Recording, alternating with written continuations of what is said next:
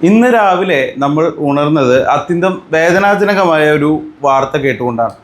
ഭീകരാക്രമണങ്ങളോ മറ്റ് അസ്വസ്ഥതകളോ ഇല്ലാതെ വിനോദസഞ്ചാരികളുടെ പ്രിയപ്പെട്ട കേന്ദ്രമായി വളർന്നു വരികയായിരുന്ന കാശ്മീരിൻ്റെ ഹൃദയഭൂമിയിൽ പ്രകൃതിയുടെ മനോഹാരിത ഒളിപ്പിച്ച പഹൽഗാം താഴ്വരയിൽ ഒരു വലിയ ഭീകരാക്രമണം അരങ്ങേറിയിരിക്കുന്നു.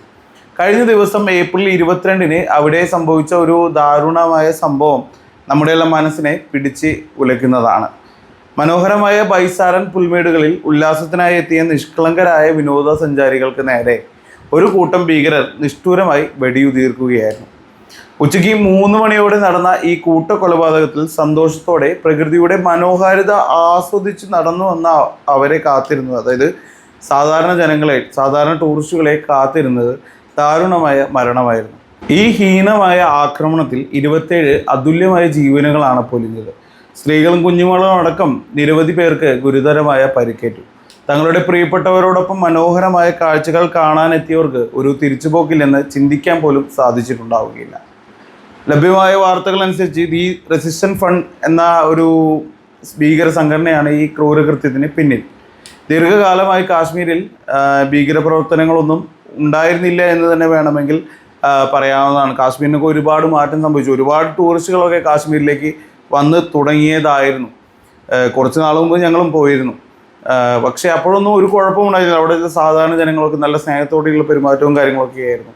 അതുപോലെ തന്നെ ഈ പതിയെ കാശ്മീരൊക്കെ നല്ല ടൂറിസ്റ്റ് കേന്ദ്രം, ഇന്ത്യയുടെ വലിയൊരു ടൂറിസ്റ്റ് കേന്ദ്രമായി മാറിക്കൊണ്ടിരിക്കുകയായിരുന്നു. നല്ല എന്താ പറയുക, ടൂറിസം പ്രവർത്തനങ്ങളും അവിടെ നടന്നു വരികയായിരുന്നു.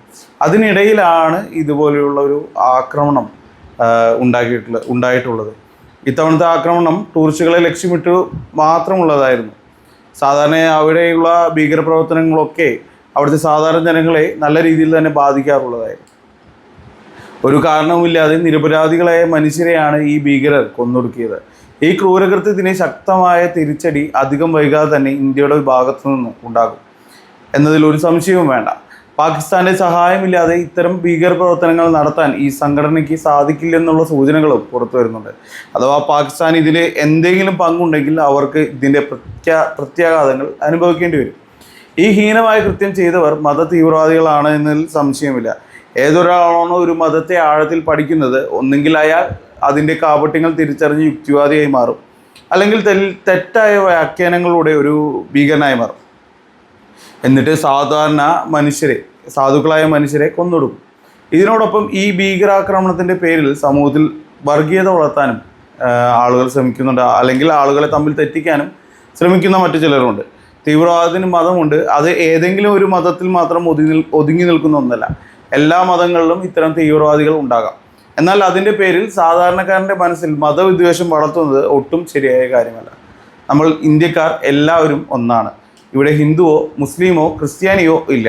ജാതിയുടെയും മതത്തിൻ്റെയോ പേരിൽ നമ്മൾ ഭിന്നിച്ച് നിൽക്കേണ്ടവരല്ല. ഒരു സാധാരണക്കാരൻ ഇത്തരം ദുരന്ത വാർത്ത കേൾക്കുമ്പോൾ അവനിൽ വർഗീയതയല്ല ഉണരേണ്ടത്, മറിച്ച് നിരപരാധികളായ മനുഷ്യരുടെ ജീവൻ നഷ്ടപ്പെട്ടതിലുള്ള ദുഃഖവും ഇത്തരം ഭീകരവാദ പ്രവർത്തനങ്ങളെ തകർത്തെറിയാനുള്ള ആർജവുമാണ് ഉണ്ടാകേണ്ടത്. അതുകൊണ്ട് തന്നെ നമുക്ക് ഒന്നും കൂടി ഉറക്കെ പറയാം, നമ്മളെല്ലാവരും ഇന്ത്യക്കാരാണ്, നമ്മളെല്ലാവരും ഒന്നാണ്. ഈ ദുഃഖത്തിൽ രാജ്യം ഒന്നടങ്കം പങ്കുചേരുന്നു. അതുപോലെ നമുക്ക് ഒരുമിച്ച് ഈ ദുരന്തത്തെ അതിജീവിക്കാം. ഭീകരവാദത്തിൻ്റെ എല്ലാ രൂപങ്ങളെയും നമുക്ക് ചെറുത്ത് തോൽപ്പിക്കാം. നമ്മൾ ഒറ്റക്കെട്ടായി മുന്നോട്ട് പോകുമ്പോൾ തീർച്ചയായും ഈ ഇരുണ്ട ദിനങ്ങൾക്ക് അന്ത്യമുണ്ടാകും.